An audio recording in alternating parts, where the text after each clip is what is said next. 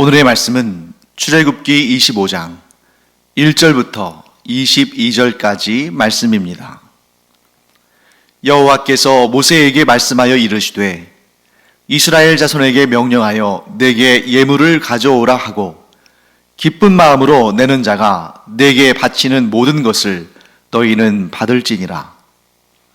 너희가 그들에게서 받을 예물은 이러하니 금과 은과 놋과 청색, 자색, 홍색 실과 가는 배실과 염소 털과 붉은 물들인 수장의 가죽과 해달의 가죽과 조각목과 등유와 관유에 드는 향료와 분향할 향을 만들 향품과 호마노며 에봇과 흉패에 물릴 보석이니라. 내가 그들 중에 거할 성소를 그들이 나를 위하여 짓되 무릇 내가 내게 보이는 모양대로 장막을 짓고 기구들도 그 모양을 따라 지을지니라. 그들은 조각목으로 궤를 짜되 길이는 2규빗 반, 너비는 1규빗 반, 높이는 1규빗 반이 되게 하고 너는 순금으로 그것을 싸되 그 안팎을 싸고 위쪽 가장자리로 돌아가며 금테를 두르고 금고리 넷을 부어 만들어 그 네 발에 달되 이쪽에 2고리 저쪽에 2고리를 달며 조각목으로 채를 만들어 금으로 싸고 그 채를 궤 양쪽 고리에 꿰어서 궤를 매게 하며 채를 궤의 고리에 꿰인 대로 두고 빼내지 말지며 내가 내게 줄 증거판을 궤 속에 둘지며 순금으로 속죄소를 만들되 길이는 2규빗 반, 너비는 1규빗 반이 되게 하고 금으로 그룹 둘을 속죄소 2 끝에 쳐서 만들되 한 그룹은 이 끝에 또 한 그룹은 저 끝에 곧 속죄소 2 끝에 속죄소와 한 덩이로 연결할지며 그룹들은 그 날개를 높이 펴서 그 날개로 속죄소를 덮으며 그 얼굴을 서로 대하여 속죄소를 향하게 하고 속죄소를 궤 위에 얹고 내가 내게 줄 증거판을 궤 속에 넣으라.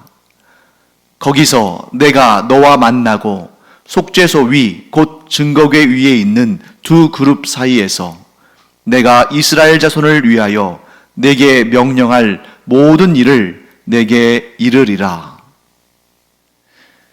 자, 우리 어제까지는 출애굽기 19장부터 24장까지 하나님께서 이스라엘 백성들과 언약을 체결하시는, 그래서 하나님은 이스라엘 백성의 하나님이 되시고 이스라엘 백성들은 하나님의 택함받은 그러한 민족이요 하나님의 백성이 되는 그러한 언약이 체결되어지는 과정을 살펴보았습니다.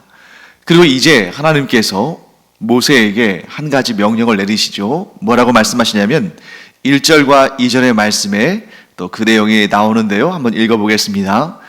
여호와께서 모세에게 말씀하여 이르시되 이스라엘 자손에게 명령하여 내게 예물을 가져오라 하고 기쁜 마음으로 내는 자가 내게 바치는 모든 것을 너희는 받을지니라. 자, 하나님께서 모세를 부르셔서 뭐라고 말씀하십니까? 이스라엘 자손들에게 명령해서 나에게 예물을 가져오게 하라 라고 말씀하십니다. 자, 예물, 오늘날로 말한다면 헌금이겠죠. 하나님께 드려지는 예물, 하나님께 드려지는 헌금에 대해서 오늘 좀 깊이 알아가는 그런 시간 되기 바랍니다. 자, 첫 번째 우리가 다뤄야 할 문제는 뭐냐면 하나님께서 이스라엘 백성들에게 예물을 요구하셨는데 그러면 그 예물을 어떻게 드려야 할 것인가 하는 것입니다. 자, 맨 먼저 오늘 본문의 1절, 2절을 볼 때 맨 먼저 나오는 내용은 이거죠. 하나님께 예물을 드릴 때는 기쁜 마음으로 드려야 한다. 그래서 성경에는 이렇게 말합니다. 억지로나 인색함으로 하지 말고 기쁜 마음으로 성별해서 자신이 가진 것들 가운데 하나님께 좋은 것을 성별해 드리는, 그것도 억지로나 인색한 마음이 아니라 기쁨으로 드리라고 말씀하시는 것입니다. 두 번째, 그리고 그 헌금을 드릴 때는, 그 예물을 드릴 때는 하나님께 드리는 것이다. 즉 우리가 뭐 교회나 혹은 목회자에게 헌금을 드리거나 혹은 주는 것이 아니라 우리가 헌금을 드리는 것은 우리가 예물을 드리는 것은 전적으로 하나님께 드리는 것이다 하고 본문을 말씀하고 있는 것이죠. 그런데 세 번째 조항이 나오죠. 세 번째는 그 예물을 혹은 그 헌금을 하나님께서 사람의 손에 맡기셨다.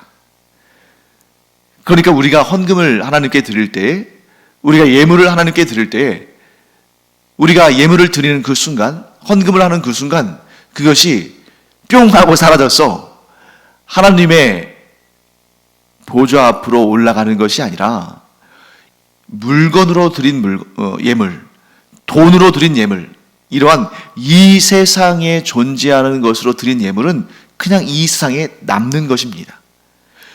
그 예물 안에, 그 헌금 안에 담긴 하나님을 경배하는 마음, 하나님을 사랑하는 마음, 하나님께 헌신하는 마음은 하나님께서 흠향, 그 향기를 흡족하게 받으시고 그 물질 자체는, 그 물건 자체는, 그 돈 자체는 이 땅에 남는 것이죠. 그래서 그것을 하나님께서 그 직분을 맡은 자들로 하여금 그것을 받아서 간수하고 잘 보관하고 또한 그 용처에 따라 잘 쓰도록 그런 역할을 부여하신 거죠. 그래서 구약시대에는 성전에 있는 헌금궤, 그 예물궤를 맡은 사람들이 있었고, 신약에 와서도 예수님의 12제자 가운데 돈을 맡은 이가 있었죠. 그가 누굽니까? 돈에 욕심이 많았던 가룟 유다였습니다.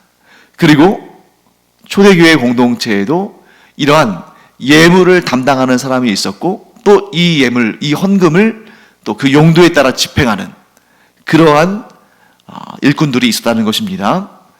그리고 오늘 이 1절과 2절 말씀에 등장하지 않지만 굉장히 중요한 예물의 용도, 또 헌금의 용도에 대해서 하나님은 성경 곳곳에서 말씀하고 계십니다. 그 중요한 사실이 뭐냐면 하나님께 드려지는 예물에 대해서, 하나님께 드려지는 헌금에 대해서 아주 중요한 그 내용은 무엇이냐면 하나님께서 받으시는 그 예물에 대해서 그 예물이, 그 헌금이 사용되어질 용처들에 대해서 하나님의 뜻을 밝히셨다는 것입니다. 자, 오늘 본문을 우리가 쭉 보면 그 내용을 알겠습니다만, 자, 본문에서 하나님께서 지금 이스라엘 백성들에게 받으시는 이 예물의 용처가 무엇인지를 분명히 밝히셨습니다. 자, 우리 8절과 9절 말씀 한번 볼까요? 제가 읽겠습니다. 내가 그들 중에 거할 성소를 그들이 나를 위하여 짓되 무릇 내가 내게 보이는 모양대로 장막을 짓고 기구들도 그 모양을 따라 지을지니라. 자, 하나님께서 모세에게 왜 이스라엘 백성들에게 하나님께 예물을 드리도록 그렇게 명령을 하셨는가? 자, 오늘 본문에 나오는 거죠. 하나님께서 이스라엘 백성들 가운데에 거하실 성소를 지어라. 자, 왜 이 명령을 내리시는 것입니까? 바로 이 직전 출애굽기 24장까지 어떤 내용이 나왔어요? 하나님과 이스라엘 백성들 사이에 언약을 체결하고, 그래서 하나님께서 이스라엘 백성들 가운데 거하시기를 결정하시죠. 또한 이스라엘 백성들은 하나님을 자신들의 하나님으로, 유일한 주님으로 영접했습니다. 그렇기 때문에 하나님께서 이제 그 이스라엘 진영 가운데에 거하시기로 결정하셨고, 그래서 하나님의 그 거하실 처소를, 그 성소를 짓도록, 그 성소를 짓기 위한 예물을 받으라고 하신 것입니다. 물론 하나님은 그 손으로 만들어진, 물질로 만들어진 그런 성소 안에 갇혀 계신 분이 아니죠. 온 우주 만물을 하나님께서 창조하셨는데 이 온 우주에 있는 그 어떠한 장소가, 그 어떠한 건물이, 그 어떠한 제도가 하나님을 가둬둘 수 있겠습니까? 하나님을 그 안에 머무르게 하실 수 있겠습니까? 하나님은 온 우주를 창조하신 분이신데. 그러나 하나님은 영이시지만 이스라엘 백성들은 영이신 하나님을 볼 수 없기 때문에 하나님께서 그들 가운데 임재하신다는 것을 좀 느낄 필요가 있고 알아야 할 필요가 있는데, 그들의 그 눈높이에 맞추셔서 하나님께서 성소를 이스라엘의 그 진영 가운데 짓고, 그래서 내가 그곳에 임재하여 너희들을 인도하고 보호하고 복되게 하겠다, 너희들의 예배를 받고 너희들과 함께 있겠다 라고 말씀하시는 것입니다. 자, 오늘날의 이 헌금도 이 출애굽기 25장에 나와 있는 이 의미들과 같은 맥락에서 이해해야 됩니다. 자, 하나님께서 오늘 이 본문에서 왜 이스라엘 백성들에게 예물을 하나님께 바치라고 말씀하셨습니까? 용도가 있는 거죠. 성소를 짓기 위해서는 이러한 재료들이, 이러한 물질들이, 이러한 필요한 것들이 있으니까 그것을 하나님께 드려라. 하나님께서 그것을 받으십니다. 그 마음을 받으시고 그 헌신을 받으십니다. 그리고 그것을 관리할 일꾼들에게 맡기시고, 또한 그것을 위한 그 헌금이, 그 예물이 쓰이게 될 그 용처를 정해주셨고, 그 용처를 위해서 하나님께 드려진 예물들이 사용되어지는 것입니다. 자, 하나님은 한결같으신 분이시고 하나님은 변함이 없으시기 때문에 이 예물을 드릴 때에 규정하신 하나님의 뜻이 오늘날 헌금을 드리는 우리에게도 똑같이 적용이 된다는 거죠. 자, 그러면 우리가 오늘날 우리가 하나님께 헌금을 드릴 때 어떠한 지식들을 가지고 어떠한 마음을 가지고 드려야 할 것인가, 그대로 적용할 수 있습니다. 첫째, 헌금은 기쁜 마음으로 하나님께 성별하여 드리는 것입니다. 인색하거나 또는 아까워하거나 하는 그런 마음으로 주저주저 하다가 억지로 드리는 것이 아니라 기쁜 마음으로 하나님께 성별하여 드리는 것이다. 하나님께서 내게 주신 것들 가운데 일부를 거룩한 의미를 담아서 기쁜 마음으로 하나님께 드리는 것이 헌금이다 하는 것을 우리가 알게 됩니다. 자, 두 번째, 헌금은 오직 하나님께 바치는 것이다. 그러니까 어떤 분들은 헌금을 하면서 마치 뭐 극장이나 뭐 뮤지컬이나 뭐 이런 영화나 이런 걸 보러 갈 때 관람료를 내는 것처럼, 아니 내가 예배를 보러 가니까 그 예배에 참석하기 위해서는 이런 입장료를 혹은 관람료를 내야 되는 것이 당연한 거 아닌가, 이런 식으로 생각하는 분들이 계실 수 있어요. 특히 이제 신앙생활을 이제 갓 시작하신 분들은 헌금에 대해서 그런 개념으로 그 예배 현장에 참석하기 위해서 참석료로 또는 관람비로 드리는 것인가, 이렇게 생각할 수 있습니다. 그런데 오늘 우리가 분명히 배워야 되겠죠? 그것이 아닙니다. 헌금은 그 예배를 드리는 장소에 들어가기 위한 입장료도 아니고, 혹은 교회를 운영하는 이들을 위한 그러한 지원비, 그들에게 월급을 주는, 그들이 필요하니까 주는, 그러니까 이 헌금이 사실은 말로는 하나님께 드리는 것이라고 하지만 실제로는 그 교회의 목사나 전도사나 그런 사람들에게 주는 것이다, 뭐 바치는 것이다, 이런 식으로 생각해서도 안 됩니다. 그런 것은 무당들에게나 해당하는 일이죠. 점쟁이나. 자, 무당이나 점쟁이 집에 가서 복채를 줍니다. 누구에게 주는 거예요? 그 무당이나 점쟁이에게 깃들어서 그들에게 점을 치게 하는 귀신에게 주는 것이 아니라 그 무당에게, 그 점쟁이에게 주는 거죠. 자기의 운세를 알려주고 또 점을 쳐주는 그 대가로 그 무당에게 주는 것입니다. 하지만 교회에서 헌금은 그렇게 목회자나 교회의 직원들에게 주는 것이 아니라 전적으로 하나님께 바치는 것이다. 이 내용을 절대 잊어서는 안 됩니다. 헌금은 온전히 하나님께 드리는 것이다. 그런데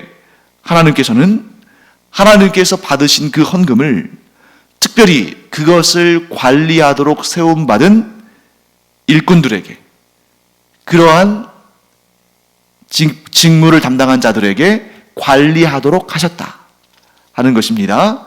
자, 그리고 하나님께서는 그 하나님께 드려진 헌금이 어떻게 쓰여야 될 것인지를, 그 용처를, 그 용도를 정해 주셨다.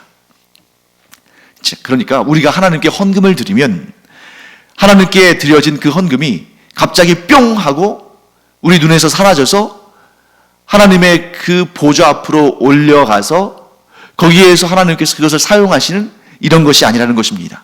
왜냐하면 하나님은 그 어떠한 경우에도 우리가 드리는 그 무엇을 필요로 하시는 분이 아닙니다. 하나님은 완전하신 분이시고, 그렇기 때문에 우리가 1,000원, 10,000원, 아니 정말 몇억, 몇십억 엄청난 돈을 하나님께 드린다 할지라도 그렇게 해서 우리가 하나님을 부자로 만드는 것이 아니에요. 왜 그렇습니까? 하나님은 완전한 분이시기 때문에 그 어떠한 필요도, 그 어떠한 채워짐도 필요 없으시고, 더군다나 하나님은 이 온 우주 만물을 창조하시고 이 온 우주 만물의 모든 것이 하나님의 소유인데, 이미 우리가 하나님께 드리지 않아도 이미 이 모든 것은 하나님의 소유고 하나님께서 다스리시는데, 굳이 우리가 무엇을 드려야만 하나님께서 만족하시고 하나님의 필요가 채워지고 하나님께서 도움을 받으시고 하는 것이 아니라는 것입니다.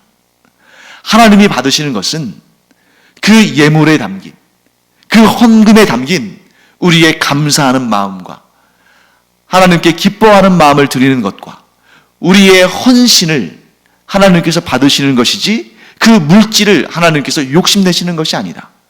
그 물질은 하나님께 필요한 것도 아니다.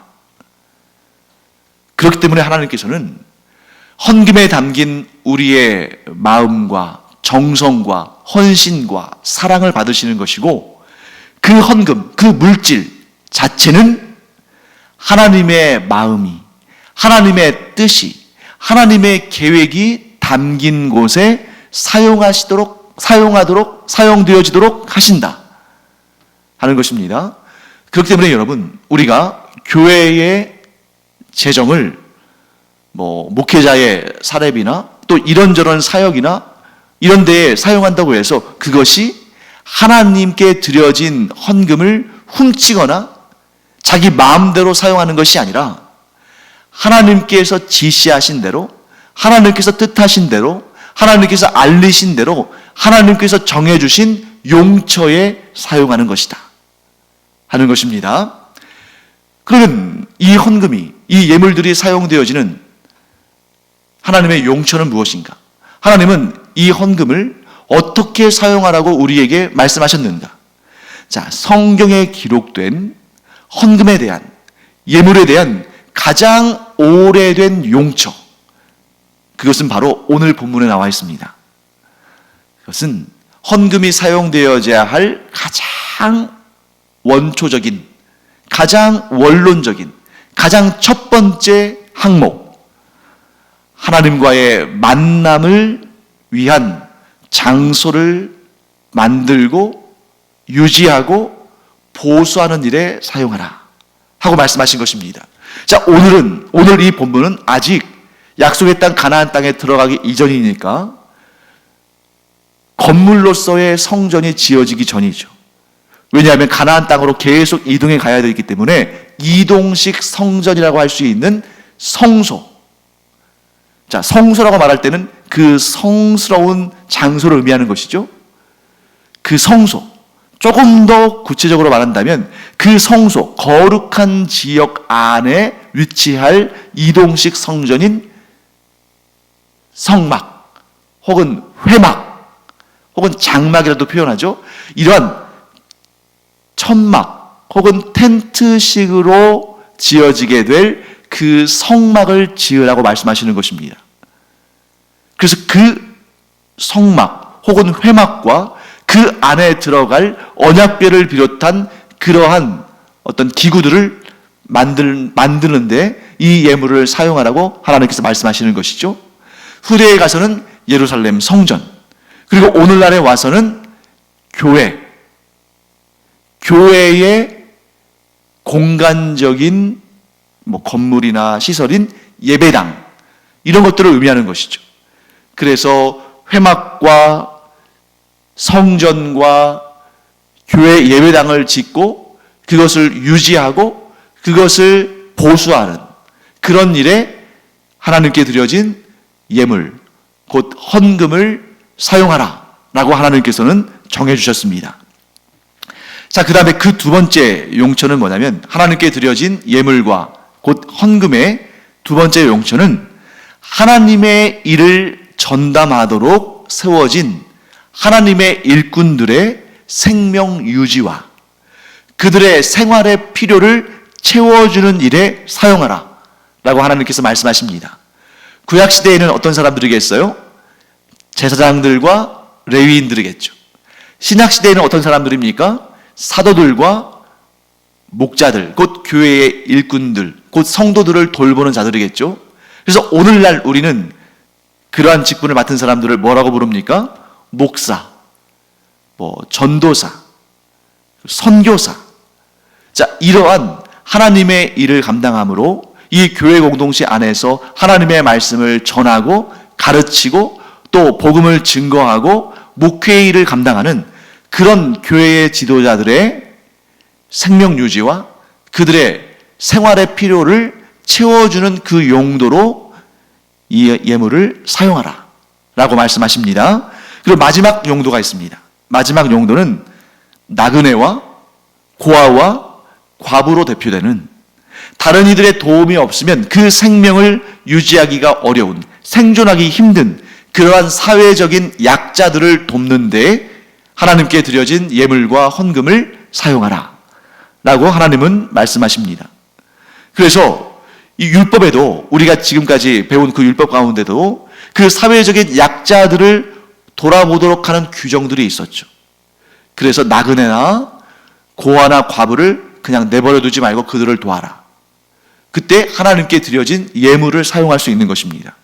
또한 초대교회에서도 이 홀로 된 과부들을 돕는 일에 교회가 앞장을 섰죠. 그리고 안디옥 교회를 비롯해서 이 이방 지역에 있는 교회들이 예루살렘 지역의 큰 기근 때문에 예루살렘 교회 성도들 가운데에 지금 굉장히 삶의 형편이 어려워진 성도들이 있다 하는 이야기를, 그 소식을 전해 듣고 그들이 연보, 곧 돕기 위한, 오늘날로 따진다면 구제금이죠. 그런 헌금을 해서 그걸 모아가지고 예루살렘에 와서 예루살렘 교회를 돕는 그런 구제 역할을 했죠. 그래서 오늘날 목회자의 사렙이나 또 선교, 구제, 장학과 같이 누군가를 돕고 누군가를 또 살리고 어려운 형편에 있는 자들을 도와주는 그런 일들에 사용하도록 하나님께서 정해주신 것입니다. 하나님은 그 예물과 헌금에 담긴 사랑과 헌신과 충성의 마음을 기쁘게 받으시고, 그 물질로서 남은 그러한 예물, 헌금은 하나님의 마음이 닿는 곳, 하나님께서 정해주신 용처, 곧 하나님과의 만남, 예배가 이루어지는 그 교회 예배당을 세우고 혹은 임대하고 그것을 유지하고 또 허른 것을 보수하는 그런 일에 사용하게 하시고, 또 하나님의 일을 전담하는 하나님의 일꾼들의 생계를 유지하게 하시고, 또한 사회적으로 어렵고 힘든 형편 가운데 있는 사람들, 예를 들면 영적인 문제가 있는 사람들, 영적인 갈급함이 있는 사람들을 위한 선교비, 전도비, 또 육체적으로 어려움에 처한 환자들이나 가난한 자들을 위해서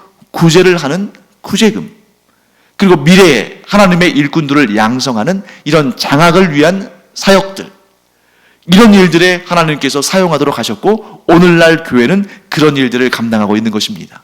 자, 예를 들면 우리 신제주 가염교회가 얼마 전에 설립 3주년을 맞이했죠. 그래서 설립 3주년 기념 사역으로 저 아프리카에 또 그곳에서 27년간 사역한 우리 이예숙 선교사님과 함께 그곳에 가난한 이웃들, 또 집도 없고 덮을 이불도 없어서 지금 이 겨울에 우기에 또 굶어 죽고 또 얼어 죽을 수 있는 그 노숙인들을 위해서 그 노숙인들 200명 이상을 또 식사를 대접했고, 또 지금 정말 이디오피아가 코로나19 때문에 또 그 내전 때문에 또 겨울철 우기 때문에 또 높이 올라간, 자고 나면 막 상승하는 그런 인플레 때문에 식량을 제대로 살 수 없는 그 가난한 이웃들을 위해서 그들 가운데에 50가정을 또 추천받고, 그 이디오피아의 공무원들이 추천하기도 하고 우리 이예숙 선교사님이 직접 또 이렇게 컨택하기도 해서, 그래서 그 50가정에게 한 달 먹고 살 수 있는 분량의 식량을 또 지원했죠. 이런 일들이 어떤 분들은 교회 재정을 너무 막 이렇게 과하게 쓰는 거 아니냐 할지 모르지만, 그거야말로 하나님께서 정해주신 헌금이 사용될 용처인 거죠. 그래서 이런 일들이 하나님께서 정해주신, 하나님의 마음이 머무르는 그 일에 하나님께서 그 용처를 정해주신 그런 사역들이다 하는 것을 우리가 알게 되는 것입니다. 자, 그 다음에 이제 후반부는 성막과 언약궤에 관한 내용들을 하나님께서 말씀하시죠. 자, 성막, 그것이 나중에는 후대에는 예루살렘 성전이 되죠. 그리고 오늘날은 교회의 예배당을 의미하는 것이겠죠. 자, 그러면 이런 건물들, 성막이든 성전이든 예배당이든 이런 건물들은 사실 건물 자체로서의 의미는 별게 없습니다. 그냥 돌로, 나무로, 또 좀 고급스럽게는 또 금을 입혀서 만들긴 하지만 그 물건, 그 물질 자체의 의미라기보다는 성막이 소중하고 성전이 소중하고 예배당이 소중한 이유는 그곳이 바로 하나님과의 교제가 있는, 하나님과의 소통이 이루어지는 그러한 장소라는 그러한 의미에서 의미가 있는 것입니다. 그 성전이 호화롭고 아름다워서 예배당이 엄청 웅장하고 정말 압도적인 크기를 자랑해서 그래서 훌륭하고 그래서 의미가 있는 것이 아니라, 크든 작든 비싼 소재로 만들었든 아니면 값싼 소재로 만들었든 정말 사람들이 보기에 아름답든 아니면 초라하든 그것과 관계없이 예배당이 의미가 있는 것은 그곳이 하나님과 만나는 곳, 하나님과 교제하는 곳, 하나님과 소통하는 곳이기 때문에 의미가 있는 것입니다. 그래서 오늘날 우리가 교회의 건물 아름답고 크고 웅장하고 멋지게 짓는 것도 물론 나쁘지 않죠. 그럴 수 있는 재정 규모가 되고 또 그렇게 할 수 있는 기술과 능력과 실력이 있다면 굳이 일부러 초라하고 일부러 작게 만들 필요가 없겠죠. 성도 수에 따라서 또 그 재정의 분량에 따라서 그 교회의 성도들이 하나님께 기쁨으로 드린 예물 가운데 그렇게 예배당을 짓는다는데 누가 뭐라고 할 수 있습니까? 하나님께서도 기뻐하십니다. 그런데 정말 중요한 의미는 무엇이냐면 그 건물이 화려하고 웅장하고 멋지고 커서가 아니라 그곳에 하나님의 임재하심과 하나님의 통치하심과 하나님과의 교제, 친밀한 교제가 있기 때문에 의미가 있는 것이죠. 그것을 상징적으로 보여주는 그러한 물건이 있습니다. 그러한 거룩한 물건이 있는 거죠. 자, 오늘 성소의 한가운데는 무엇이 있습니까? 언약궤가 있습니다. 그리고 그 언약궤 안에는 무엇이 들어있습니까? 증거판이 들어있습니다. 증거판은 무엇입니까? 하나님의 말씀이 새겨져 있는 것입니다. 구체적으로는 십계명이 새겨져 있는 것이죠. 자, 이처럼 이런 구조를 볼 때 성소는 그 뜰까지 포함하는 거니까요. 성소라는 이런 장소가 있고 거기에 성막이 있고 그 안에 언약궤가 있고 그 언약궤 안에 증거판, 곧 하나님의 말씀, 십계명에 새겨진 하나님께서 직접 새겨주신 그 증거판, 그 판이 있습니다. 그건 무엇을 의미하냐면 성소의 중심은, 그리고 성전의 중심은, 그리고 교회의 중심은, 예배당의 중심은 하나님의 말씀이다. 이 교회 공동체는 하나님과의 만남, 하나님과 소통하는 그 예배가 중심이 되어야 되고 그 예배의 중심은 또한 하나님의 말씀이어야 한다. 그러니까 사람들과의 교제도 중요하고 또 목회자가 또 이런저런 교회의 비전을 제시하는 것도 중요하고 또 그 교회 공동체가 많은 사람들을 돕고 또 모든 교회들에게 본이 되는 그런 사역들을 행하고 이런 것도 중요하지만 만일 그 교회 공동체 안에 하나님의 말씀에 집중함이 빠져 있다면 그 교회는 온전한 교회가 아닌 것입니다.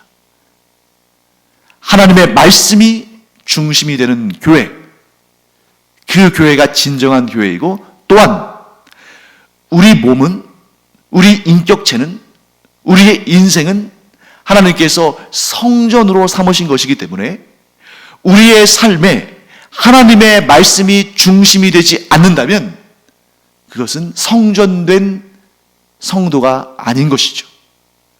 사랑하는 성도 여러분, 교회 공동체가 존재하는 것도, 우리 성도인, 우리 한 사람 한 사람이 존재하는 것도 그 안에 하나님의 말씀이 거하시기 때문에 우리가 거룩한 성도로 또한 거룩한 교회 공동체로 존재하는 것입니다.